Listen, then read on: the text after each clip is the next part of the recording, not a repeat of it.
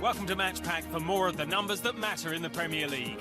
We now have just 3 teams with a 100% record remaining: Liverpool, Chelsea and Watford. When it comes to goals, Liverpool's Sadio Mane and Fulham's Alexander Mitrovic are leading the way. They're both on fire, with 4 each so far. West Ham's loss to Wolves was their 352nd top-flight defeat since the Premier League began. That's more than any other club, one worse than Everton. And Marouane Fellaini made his 250th Premier League appearance last time out, putting him just one behind the leading Belgian, Vincent Kompany.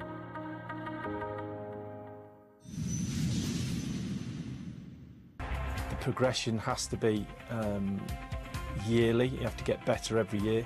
And I really think that the start that Liverpool have had now certainly sends a marker out to everybody to say, look, we're here to stay, and we're going to challenge right to the end of the season. Long season, 4 down, 34 to go. And Liverpool have a point to prove after producing arguably their worst performance of last season in this fixture back in October. But that 4-1 defeat proved to be a line in the sand. Since that loss, Klopp's men have signed Virgil van Dijk and kept more clean sheets and conceded fewer goals than any other side in the Premier League. It's been some turnaround. They're playing in a way that, to me, looks like they're understanding what's going on the training pitch, let alone the actual match day. And I think that's a real benefit of everybody, that they understand one another, where they need to be, the areas that they're leaving gaps in are being filled by other defenders, and they really look a good, solid unit. As good a start as they've had, Liverpool are yet to come up against the so-called Big Six club. And last season, it was away from home against those teams where they struggled, picking up just 1 point from 5 matches. They do, however, have one of the most potent front threes in Europe, a trident spearheaded by Roberto Firmino. The Brazilian's form seems to have vastly improved over the last 12 months, more than doubling his goal involvement tally in all competitions. People look at his game and see the goals, absolutely stunning amount of goals he scores, but the amount of play that he's involved in really impressed me, and I think, you know, arguably those 3 are the best in Europe as a collective, and the fact that they've sorted out defensively and midfield, I think Liverpool have become a real big threat, and Firmino is a big part of that. Spurs have a Brazilian star of their own, and despite the disappointment of losing at Watford, the form of Lucas Moura has been a huge positive. He leads his teammates in goals scored, dribbles completed, fouls won and sprints. His positional plays is really good. He links up really well with Harry Kane. I think he's taken a little bit of pressure off Harry in certain areas of the pitch. The emphasis on running behind a back 4 has shifted a little bit to Lucas Moura, and I think he's done really well. Another positive for Spurs has been the form of their fullbacks in recent times. In Ben Davies, Kieran Trippier, Serge Aurier and Danny Rose, they have arguably the division's best selection of wide defensive players. Well, I think Tottenham are now creating a squad where they've got cover in all positions, and no more so than that full-back area, and I think they're all excellent players individually, but they all fit into the way that Tottenham play. They can switch to 3 at the back and the 2 full-backs pushing high, or they can play with a back 4. Saturday's game will pit 2 of Europe's leading managers against one another. At their current clubs, it's Pochettino who has the upper hand when it comes to win percentage in the Premier League. But how will this one play out at Wembley Stadium? I think it'll be a really tough game for both teams, because they'll both want to win the game. I think Liverpool, obviously being the away side, will probably look at it and say a draw would be a good result, and it would indeed, but I think that both have a mentality now, both sets of players, that they believe that they can win any game, so that should open it up a little bit. Over the first 20 minutes it might be tight, but I do believe that both sides will try and win the game, and the attacking prowess that is on show, we're certainly in for a cracker with plenty of chances, I see. Manchester City are the league's top scorers with 11 goals following their 2-1 win over Newcastle. A worry for Slavisa Jokanovic. Only West Ham and Huddersfield have conceded more than his Fulham side. City are reaping the rewards of a fully fit Benjamin Mendy, who missed the majority of last season with a knee injury. The French World Cup winner's already racked up 4 assists, the joint most in the league and more than the rest of his teammates combined. Going into this season, Fulham fans weren't sure their team would be able to replicate the attacking style that won promotion. But Jokanovic seems to be sticking to his guns. The side's had 26 shots on target so far, the same number as Liverpool. Sergio Aguero picked up City's Player of the Month award for August, scoring twice in the Community Shield and netting a hat-trick against Huddersfield. While Fulham's muscular number 9 Alexander Mitrovic already has 4 goals in 4 games. He is a handful in the box, whether it's in the air or on the ground. It's very difficult to move off of the ball once he's got it under control in the box, and up to this point Fulham have utilised him really, really well. Whether or not he can continue doing that for the whole season is the big question. It was a miserable day for Fulham when these two last met in March 2014. 5-0 the final score, as Yaya Toure netted his only Premier League hat-trick. City went on to be crowned champions 2 months later, while the London club dropped out of the top flight.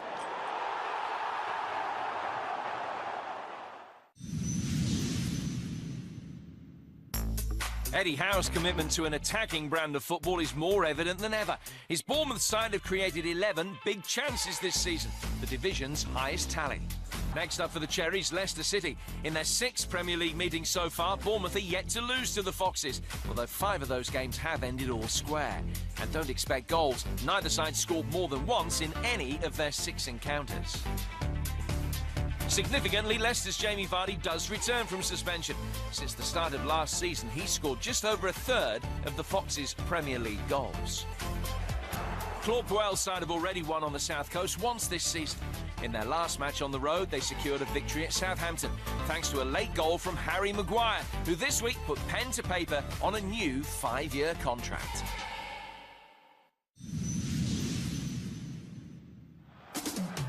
Last time out, Adama Traore came off the bench to score his first ever Premier League goal on his 40th appearance in the competition, giving Wolves their first victory of the season, 1-0 at West Ham. That finally ended Wanderers' run of 17 successive top-flight matches without a victory. You had to go back to February 2012 for their last success at the highest level, 2-1 at Queen's Park Rangers. He went down 2-0 to Manchester United, now without a victory in 9 league games. In a poor start, the Clarets are out of Europe too, allowing Sean Dyche to focus on improving their Premier League fortunes. Joe Hart has been in terrific form at least. He's made the joint most saves in the Premier League this season, 21. He'll need to keep that up with Tom Heaton and the injured Nick Pope waiting in the wings at Turf Moor. Spurs stadium delays handed the Hornets 3 home games in the opening 4 match weeks, and they've certainly capitalised. In fact, since Javi Gracia took over in January, no team has picked up more points at home than Watford. And this season, Gracia stuck with the winning formula, selecting the same starting 11 in each game. Their midfield group are particularly impressed, with the quartet already demonstrating a wide range of key skills when compared with other Premier League midfielders. Well, I think what they've got is a nice balance in midfield, a nice balance between energy and quality. People who get about the pitch and make a tackle, and people who are creative, like Pereira, for instance. I mean, he's been excellent at the start of the season. Richarlison going, what you thought might be a problem for them, but he's now playing on that left-hand side and doing very well. The Hornets' impressive start can be largely attributed to their solidity as a unit. Gracia's men have so far faced the joint fewest shots on target, a testament to their improved defensive resilience. One of those heavily involved at both ends is Jose Holebas. The Greek international has looked solid at left back and has been involved in 5 goals so far this campaign, more than any other player in the division. He's even ended a goal drought that had been going on for nearly 2 years, although he did admit there was an element of fortune about his winner against Crystal Palace. Going forward, I think he's very good, and he's a good attacking outlet for them. You know, he will be quite happy to get up the pitch and offer width and try and get forward at times. Manchester United's win at Burnley was a crucial victory, coming on the back of successive defeats to Brighton and Spurs. Whilst it was a step in the right direction, they face a much tougher test against Watford this week. They will, however, be safe in the knowledge that if they score first, it's likely they'll go on to win the match. They've won each of their last 24 Premier League games from 1-0, by far the best current run in the division. However, finding the back of the net hasn't come easy for them this campaign. They boast a shot conversion rate of 13%, just the 12th best in the division, and a figure that's only half as good as that of this weekend's opponents. They also have had trouble keeping the ball out of the net. David De Gea hasn't been helped by the inconsistency in front of him, but the Spaniard's save percentage is currently at 50%. That's the worst of all keepers to have played all 4 league games. Perhaps not being at his best by his own high standards. I mean, granted, he did have a poor World Cup. I thought he was very disappointing in that. Yeah, everyone, doesn't matter how good you are, goes through slight dips at times through the course of a season or the course of your career, and maybe he's just having one of those slight dips, but I think he's still the best in the Premier League. De Gea is one of just 3 players to start every game for the Red Devils this season, along with Luke Shaw and Paul Pogba. In fact, Jose Mourinho's made 12 changes to his starting 11 so far, more than any other team. Watford, conversely, have made none. Historically, Watford have struggled against the 20-time league champions. In 10 Premier League fixtures, they boast just 1 victory. But should United fail to keep their impressive record going, the fallout could be a major one. It doesn't matter whether you're Man United and trying to win the title, or whether you're Huddersfield and trying to stay up. You just can't keep getting beat. Simple as that. At some stage, something's got to give. You know, the pressure starts telling from supporters, press, the media, and it all becomes very intense. So if they were to lose again against Watford, I think it would be significant. Tottenham's Lucas Moura was the Premier League Player of the Month for August. But prior to that, can you name the last Brazilian footballer to win the award? The answer, as always, is coming up later in the show. It was a day to forget for the travelling Welsh fans when these two met in 2013. Despite taking the lead, the Bluebirds conceded an extremely controversial equaliser and went on to lose the match 4-1. Jose Mourinho's Chelsea finished 3rd that season, while Cardiff returned to the Championship.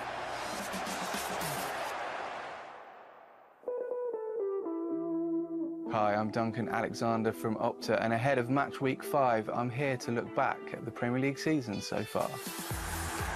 West Ham United might have lost their opening 4 games of a league season for only the 2nd time in the club's history, but they can be buoyed by the fact that last season both Bournemouth and Crystal Palace lost their first 4, and both those teams finished safely in mid-table. Tottenham's 3-0 win at Old Trafford saw them score 2 goals in the space of 133 seconds. That's not much time, but those 2 goals account for 13% of the goals Spurs have ever scored at Old Trafford in the Premier League. So far this season, the key position on the pitch has surely been left back. Between them, Mendy with 4, Holebas with 4, Robertson with 2 and Alonso with 2 have 12 assists. Overall, defenders have assisted 37% of goals in the Premier League this season. That's way up from 21% last year. It's been a good few weeks for James Milner at Liverpool. His penalty against Palace took his record when scoring in the Premier League to 138, drawn 10 and lost 0. He's also now reached 80 assists, which puts him pretty high up the all-time ranking and level with a certain David Beckham. On August the 19th, there were only 3 games in the Premier League that day, but there were 16 goals. That is the most goals ever scored on a Premier League day with 3 fixtures or less. And finally, for those of you who believe in omens, Watford last season finished with the same number of wins, draws and losses, and in the same position as Leicester did in 2014-15. Of course, Leicester then went on to win the league title. That's the same Watford who started this season with 4 wins out of 4.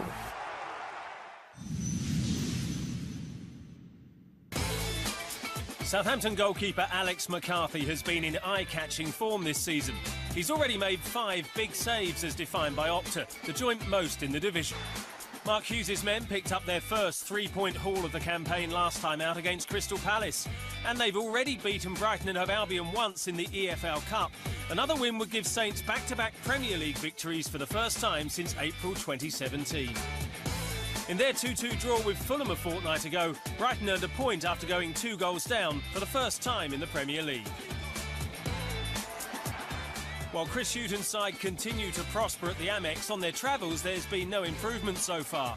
They're one of only 2 teams yet to pick up a point on the road this campaign. In fact, they haven't won any of their last 15 Premier League away games. Huddersfield Town have managed just 2 goals this season, and with only 47 touches in the opposition box across their 4 matches combined, it's not hard to see why. That's the fewest in the division. And going back to last season, they failed to score in any of their last 4 matches at the John Smith Stadium. The visit of Crystal Palace potentially a good opportunity to end that barren run in front of the Terriers' fans. Thankfully for the Eagles, Wilfried Zaha looks set to return to action. He was absent from the defeat to Southampton, meaning they've lost all 10 of the league games he's missed since the start of last season. In that game against the Saints, Palace missed 4 big chances. No team has missed more than that in a single game and lost this season. Roy Hodgson will be keeping his fingers crossed that Zaha is fit and firing on Saturday. Rock bottom after 4 matches, a nightmare in the new job for Manuel Pellegrini at West Ham United. The Chilean's one of only 5 newly appointed managers to lose the first 4 games of a Premier League season, and only Steve McClaren turned things around. They haven't quite got the balance and the rhythm of a team that looks like they're going to find their feet. So for me, it's a worry. Even though they've spent big and they've obviously recruited a new manager, I think it's going to take a little bit of time to find the best balance in the team. Everton's 1-1 draw with Huddersfield extended their unbeaten start. They're one of just 5 teams yet to taste defeat, but that run does contain 3 draws. Even so, anything less than maximum points this weekend would be seen as a disappointment. They do have a clear weakness. Against Huddersfield, Everton conceded their 3rd goal from a corner this season. Keeper Jordan Pickford has urged the side to sort it out, and Marco Silva's preference for zonal marking has come under scrutiny. Overall, 4 of the 6 goals Everton have shipped this season have come from set pieces. And Silva's dead ball defensive record during his time at Watford and Hull doesn't make for good reading either. He must find a way to remove that vulnerability. It's not so much spending hours on the training pitch, it's just refreshing on it all the time. I used to like to do set pieces once a week for sure, maybe the day before a game or at some point in the week, just to keep on top of your responsibilities and to freshen the players up of the places they needed to be and how they needed to set up. Since making his Premier League debut back in 2012, Gylfi Sigurdsson has provided 37 top-flight assists. This season, David Silva of Manchester City is the only midfielder who's created more chances. After a difficult first campaign on Merseyside, the fans are now seeing the best of the Icelandic international. So what's the key to that success? Playing with a centre-forward in Tosun, who is more of a hold-up, physical presence, wants to get in the box. Very simple, sets the ball, lays it wide, gets in the box to score. And I think playing him with a centre-forward like that just allows him to really have that creative edge. West Ham's new goalkeeper has certainly had his work cut out. Lukasz Fabianski's made the joint most saves in the Premier League along with Burnley's Joe Hart, but hasn't been able to stop United from conceding 10 goals, sharing the division's worst record with Huddersfield. At the other end of the pitch, West Ham have only scored twice, and one of those was a penalty. Marko Arnautovic bagged both those goals, emphasising that the Hammers have been worryingly over-reliant on the Austrian since the start of this calendar year. In 2018, Arnautovic has been directly involved in 14 league goals, more than twice as many as any of his teammates have scored or set up in that time. The club clearly intended to spread the workload when they spent big money in the summer. I think they've tried to take that responsibility away from him a little bit. The signing of Anderson. I think Snodgrass has been back in and featured quite heavily. He can be quite creative at times. And it's just, allowing Arnautovic to produce those moments, but not rely so heavily on him. Pellegrini won't care who scores at Everton if he finally gets a point or 3. Earlier, we asked you to name the last Brazilian to win the Premier League Player of the Month award prior to Lucas Moura. The answer is David Luiz, who received the honour in 2011, just 2 months after signing for Chelsea in the January transfer window. David Luiz, the new Stamford Bridge cult hero.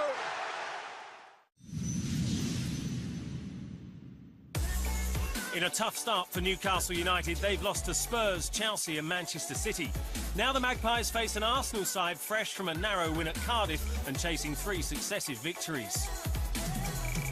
Newcastle's difficult run of fixtures has been reflected in their time on the ball. They've averaged a league-low 30.4% possession, but should bear in mind they only had 28% possession in this fixture last season and won 2-1. Arsenal's Alexandre Lacazette marked his first start of the season last time out with a goal and assist. That's 5 goals in as many league starts, putting pressure on Unai Emery to continue playing Lacazette and Pierre-Emerick Aubameyang together. Arsenal got to try and devise a way of making it so as they're both in the team without so much responsibility on Aubameyang having to get back and cover defenders. We need somebody else to fill in that gap and get them to stay up front because they've got goals in them and score goals.